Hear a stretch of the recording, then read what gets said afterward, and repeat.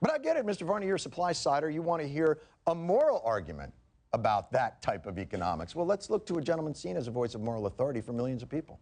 Today, Pope Francis denounced trickle-down economics as unfair to the poor. He calls unfettered capitalism a new tyranny, and he urges world leaders to fight poverty and inequality. Money must serve, not rule. I exhort you to generous solidarity and to the return of economics and finance to an ethical approach which favors human beings.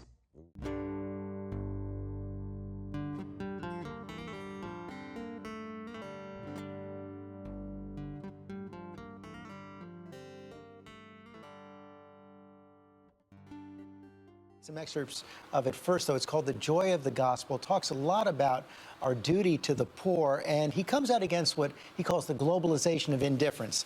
Says, thou shalt say, thou shalt not to an economy of exclusion and inequality. Such an economy kills.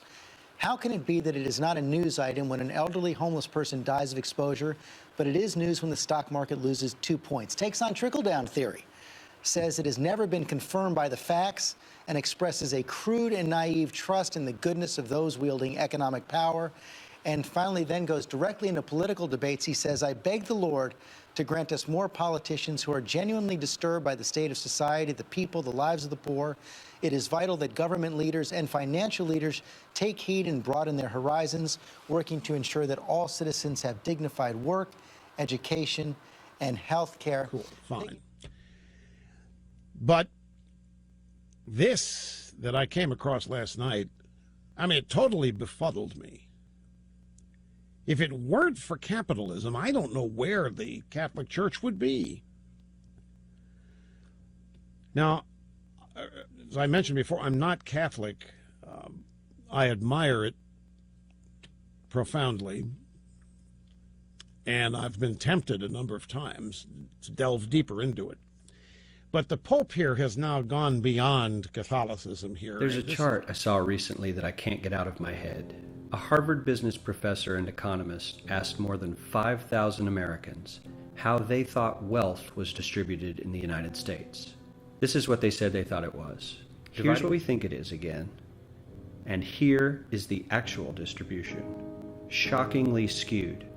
Not only do the bottom 20% and the next 20%, the bottom 40% of Americans barely have any of the wealth. I mean, it's hard to even see them on the chart. But the top 1% has more of the country's wealth than 9 out of 10 Americans believe the entire top 20% should have. Mind-blowing. I personally do not want my spiritual life mixed up with my political life. I go to church to save my soul.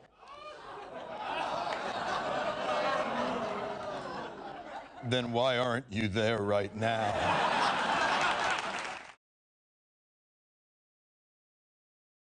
Max. 50 million, that's really close. It's 43.6 million. 43.6 million. Right, so that's about 1 in every 7 people in the U.S. lives in poverty. 4 people in this class if we were to represent America.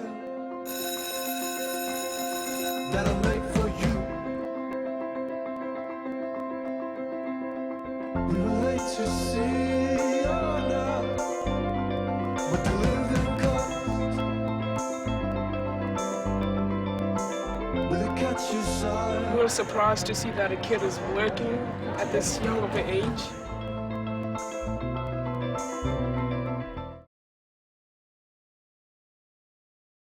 So, here's that ideal we asked everyone about.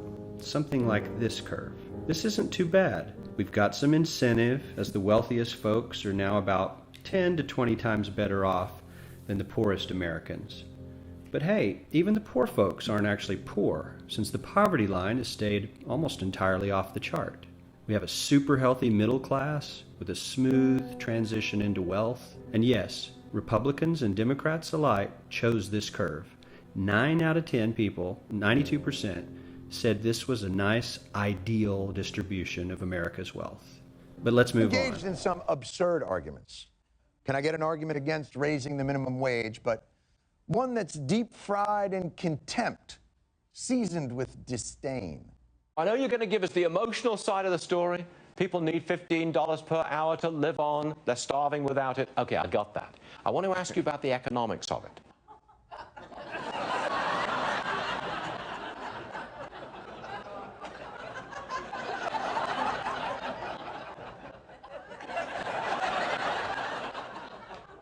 Dude, are you serious? That is the type of statement that is usually followed by a visit from a dead business partner and the ghosts of Christmas past, present, and future. Can anyone actually have a rebuttal for the Pope? Because I'm not saying it's way too commercialized. I love the commercialization of Christmas. Need I remind His Holiness Pope Francis, charity is a gospel value, and that puts free market capitalism on the right side of the Lord. Exactly! Free market capitalism on the right side of the Lord. Who says you can't serve both God and money? Who would say such a thing? Who would say such a... Actual distribution of wealth in America. The poorest Americans don't even register. They're down to pocket change. And the middle class is barely distinguishable from the poor. In fact, even the rich between the top 10 and 20 percentile are worse off. Only the top 10% are better off. And how much better off? So much better off that the top 2 to 5% are actually off the chart at this scale. And the top 1%, this guy, well, his stack of money stretches 10 times higher than we can show. Here's his stack of cash, restacked, all by itself. This is the top 1% we've been hearing so much about. I do think we've got some common ground here. I think we both actually agree that some people are being paid too much money to shovel unappetizing, unhealthy to the American public. We just disagree about who those people are and where they were. It had a kind of strange effect on me. It's sad, and yet it strikes me at the same time.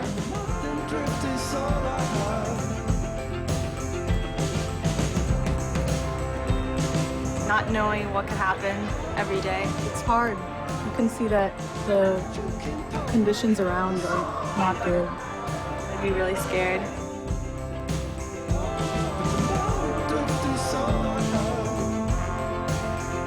To see it documented like this and in this form, it's completely changed my view of how impoverished people live.